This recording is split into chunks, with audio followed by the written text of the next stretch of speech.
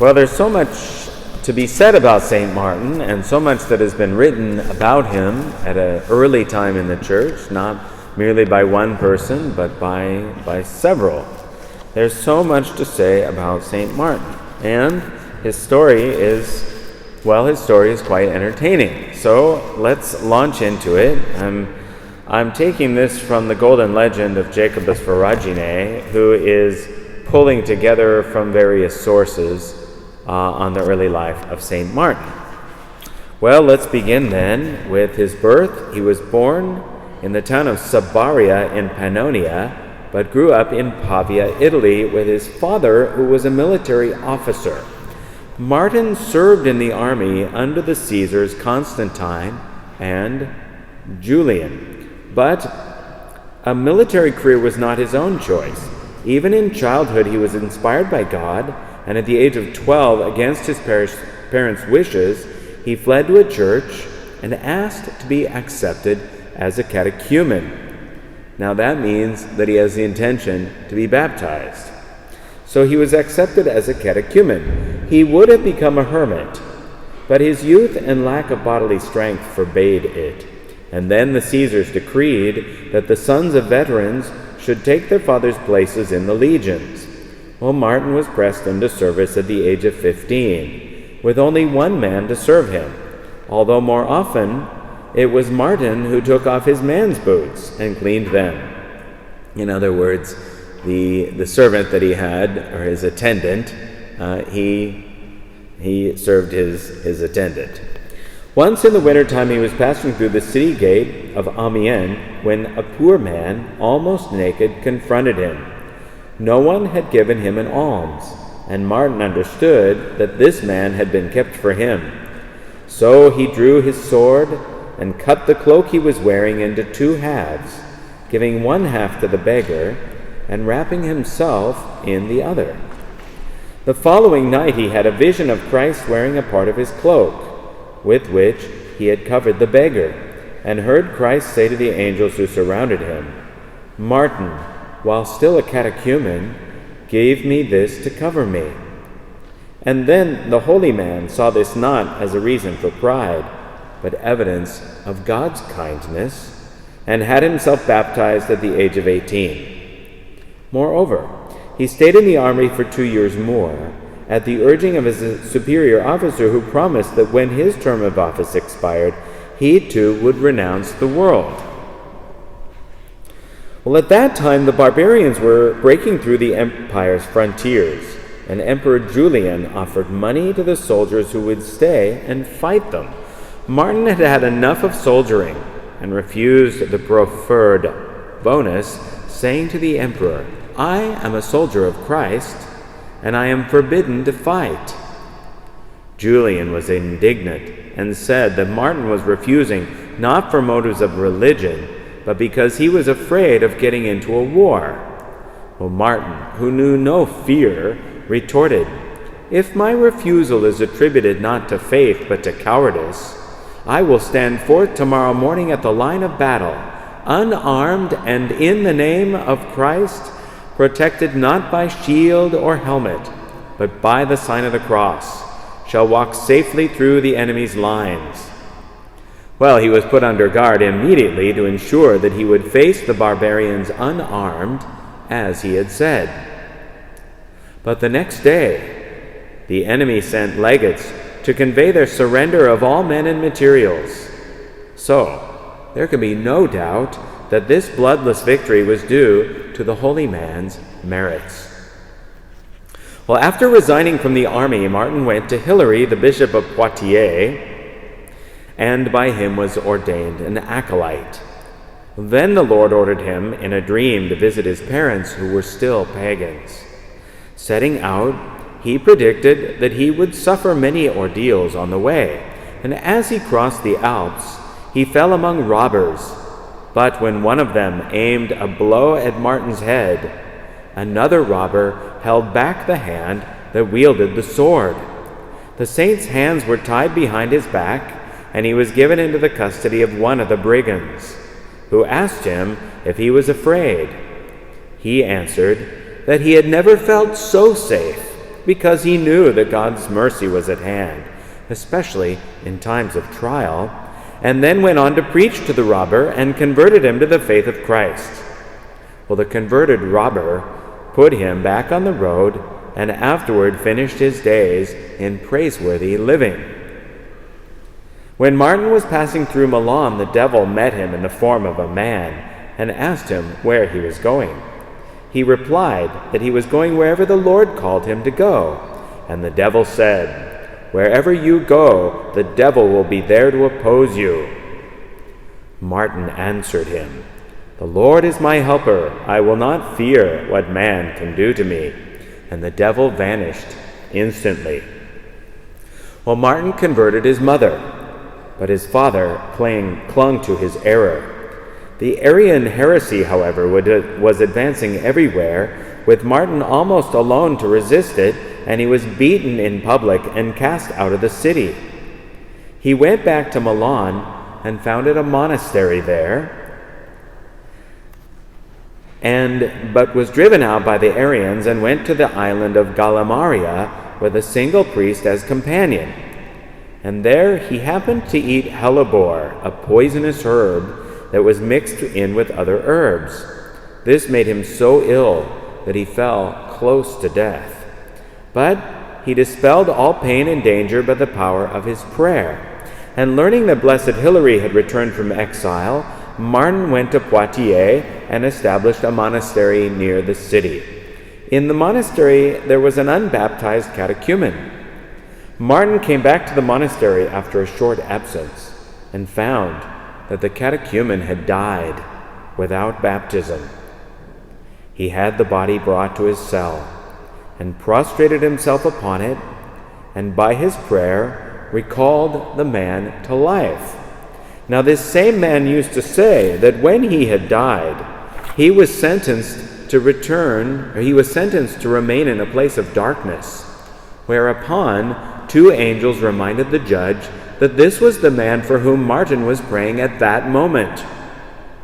And the judge ordered the angels to take him back and return him alive to Martin. The saint also restored to life another man who had fallen into a pit and died. That's a very interesting story there, because we wouldn't know what had happened to that catechumen, the unbaptized man who had died, unless he himself had had that vision and could come back and tell the story.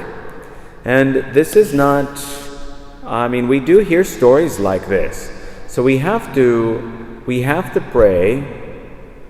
We have to pray for everybody. And actually, I'm not going to be able to read you this whole thing. But there are accounts here of people who are saved by the prayer of St. Martin from otherwise being lost. And we just have to know that we need to be praying for everyone and never give up. All right, let us continue here. Oh, this is good. The people of Tours were without a bishop, and they begged Martin, reluctant though he was, to be ordained as their bishop. Now some among the assisting bishops disapproved of his choice on the ground that he was small of stature and unattractive in appearance. Well, the most outspoken among the objectors was a bishop named Defensor, a name that meant defender. Well, since there was no lector present, one of the bishops took the psalter and read from the first psalm he opened to, quote, "Out of the mouth of infants and of sucklings, thou hast perfected praise to destroy the enemy and the defender." Well, no one rose to support Bishop Defensor's objection. Martin was ordained bishop but could not abide the tumult of the city, so he built a monastery about 2 miles outside the walls and lived there in strict austerity with 80 disciples. No one drank wine there unless illness compelled him, and soft garments were considered a crime. Many cities chose their bishops from among these men. Well, a cult began to develop around an unknown who was alleged to be a martyr, and Bishop Martin could learn nothing about his life or his merits. So one day he stood at the tomb and prayed to the Lord to make known who was buried there and what had been his merits. Turning to his left, he saw a pitch-black shade standing there, and the shade, challenged by Martin, said that he had been a robber and had been put to death for his crimes. Martin, therefore, ordered the immediate destruction of the altar that had been raised beside the tomb. Well, the story goes on, and now we're going to skip ahead a little bit here. In the 64th year, let's see here. Martin knew the time of his death well in advance and revealed it to his brothers. Meanwhile, he visited the diocese of Kand to reconcile some differences there, and on his way, he saw diving birds watching for fish and catching some. And he said, "This is the way demons work. They trap the unwary, they catch some before they know it, they devour their catch and can never get enough." So he ordered the birds to fly away from the water and seek some desert place, and off they flew in a great flock toward the hills and the forests. Well, when he had spent some time in the above-named diocese, his strength began to fail, and he told his disciples that his days were numbered. They wept and asked him, "Why are you deserting us, Father? To whom are you leaving us, orphans? Fierce wolves will ravage your flock." Well, moved by their entreaties and tears, Martin wept with them and prayed, "Lord, if I am still needed by your people, I do not refuse the labor. Thy will be done." He really was not sure which he preferred, because he wanted neither to leave these people nor to remain separated from Christ any longer. Therefore, when fevers racked him for some time, and his disciples asked him to let them put some straw in the bed where he lay in sackcloth and ashes, he said, "My sons, the only proper way for a Christian to die is in sackcloth and ashes. If I leave you any other example, I shall have sinned." Now, we can think about that. If the only proper way to die for a Christian is in sackcloth and ashes, nevertheless, the only proper way for a Christian to be buried is in beautiful clothing, befitting one who will anticipate the resurrection. So we should never cremate the body of a Christian, because that body is precious for the time of the resurrection. All right, let's finish up here.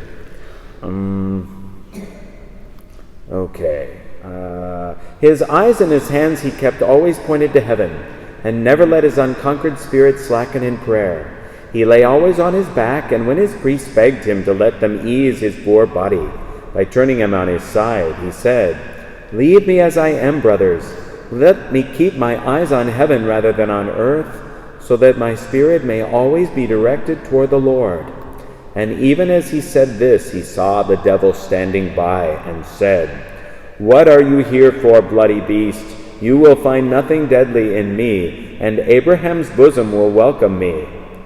And with these words, in the reign of Arcadius and Honorius, which began about AD 395, and in the 81st year of his life, he yielded his spirit to God. His face shone as though he was already glorified, and many heard choirs of angels singing around him.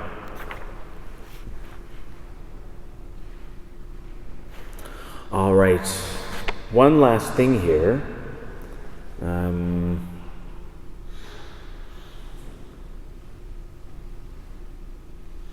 All right, let's see here. Here we are.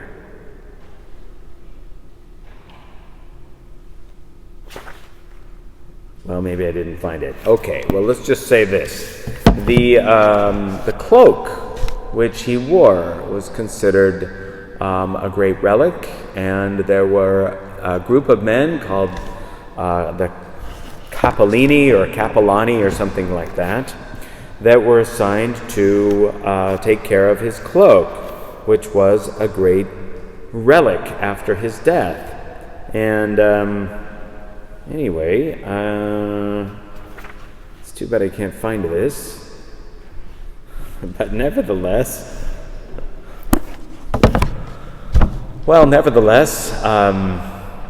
it is based.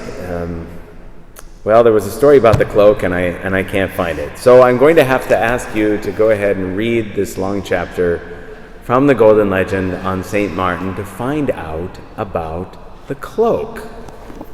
Cloak of St. Martin, the very same one that he had cut in half and given half to the beggar and kept the other half for himself.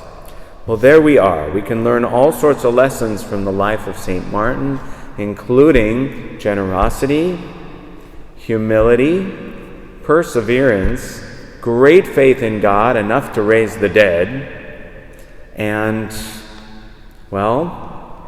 also the importance of dying well.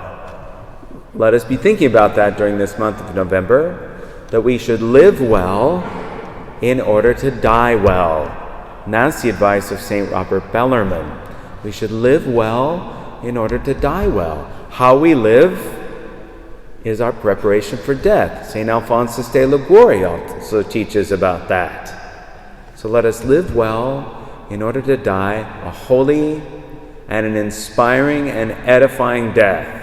Our death should edify and inspire others to live well and to die well too. Tomorrow begins St. Martin's Lent, the historical 40 days before Christmas.